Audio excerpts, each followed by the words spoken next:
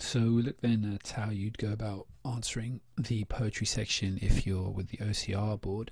The last one we did was AQA, and the EdXL one is very similar to the AQA one, so you can look on that. Obviously here we'll look at OCR. The most important thing actually she say is smile, or the breakdown of smile, which is structure, meaning, image, language and effect on the reader or on you, is probably the most important thing you need to look at this. So if you haven't watched that first, please go and watch that video. Okay, so on your lit paper you're going to have section A, which is all about prose, so obviously that'll be taken care of in another video. And obviously section B, what you're going to do, what we're going to look at now, is analysing a known poem. So that's a poem that comes from your new anthologies. So the mark scheme, first of all, asks you to do this, and that's obviously in mark scheme language, but an easy way for you looking at it is you have to be very detailed and wide-ranging in your ability to pick out evidence from the poems for analysis and use it to show multiple understandings of the poem. So basically you've got to pick out loads of things and say it can do a load of use it to do a lot of analysis with.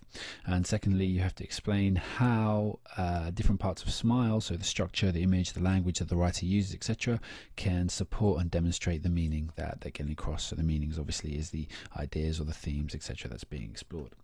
So because it's section B, you have to remember that it's worth 2/5 of the mark, so spend your time appropriately when you're coming into that.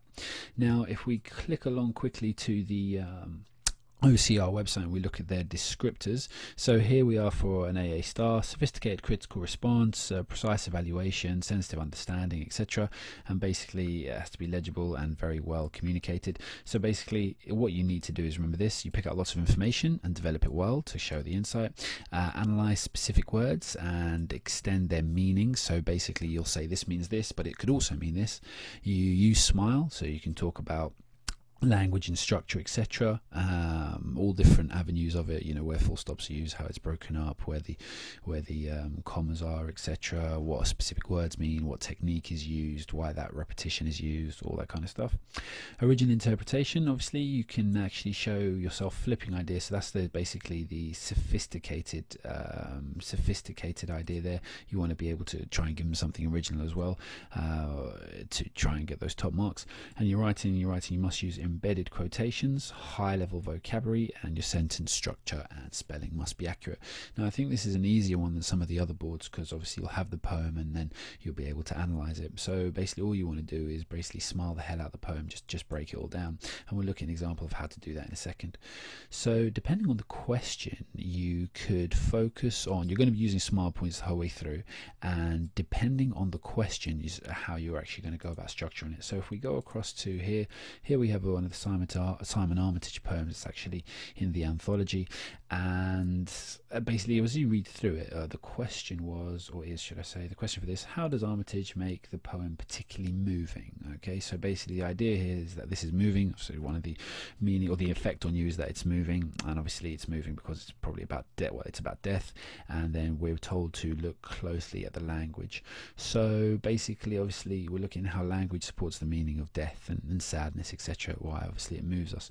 We've got the mark scheme for this here as well, but with this one obviously we've been asked about the meaning. So if we come back here, if we're being asked, depending on what it asks, so we're asked what is shown, or we're asking to reflect on what is shown, basically the meaning has sadness in the poem, and then show how it's shown, obviously through language. So first of all we're going to discuss the meanings and then talk about how the structure, image and language support it. But here we've been specifically asked to focus on language, again just to highlight the language, so we want to make sure that obviously a lot of what we say is about language, and then we want you mention the other things as well, and then that's how we'll go through this one. So we'll look at this one quickly. I presume that you've read the poem. I've only read it myself first time a few minutes ago, but straight off we're looking at the language. Obviously this poem's about death, so this about his person, it's very kind of distant. We can see from the structure that it's quite fragmented. It's just like a list of notes. We've got a lot of things just starting with A, so this could be like a detective or someone who's found the body, or someone who's actually just reported the body, or gets to watch it from a distance. You've got quite ending words like expiry here, and you've got the watch has stopped, etc., etc., and you've got the full stop as well after stopped, which actually gives it a very final ending. You've got the words down here. That was everything. Again, that's a kind of summing something up, and you get the feeling coming through that he maybe had a breakup, or maybe he killed himself, because you've got he's taken off a ring of some description here, and then there's this giveaway photograph. So maybe that was a photograph with a loved one before they actually broke down. And again, you've got the word final, which again kind of ties into the word final ties into the word that this was obviously an ending, etc., etc., etc. And then obviously you can look again through the other. So if that's looking at a load of language, and if you wanted to look at structure, you can talk about from the beginning about his person. But obviously we'll go into a smart breakdown of this poem later on. But it was just picking out some stuff there just to give you some ideas of how you'd go about answering that question. So the examiner, when he actually comes to mark it, he's going to have this notes on the task, etc., to be in front of them, so they're actually going to talk about it. So candidates are invited to give a personal response to the poem. There is deliberate searching that someone's ended their life. This may be a failed romance or breakup or marriage. Comment may be made on the ambiguity of the title.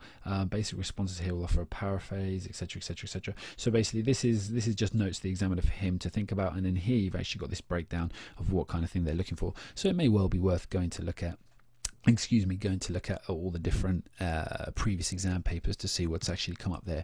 Obviously that's how you'd go about answering it, but if you remember specifically to just make sure you're focusing on SMILE when you're breaking it down, that's obviously going to convey quite a lot of information. Good luck.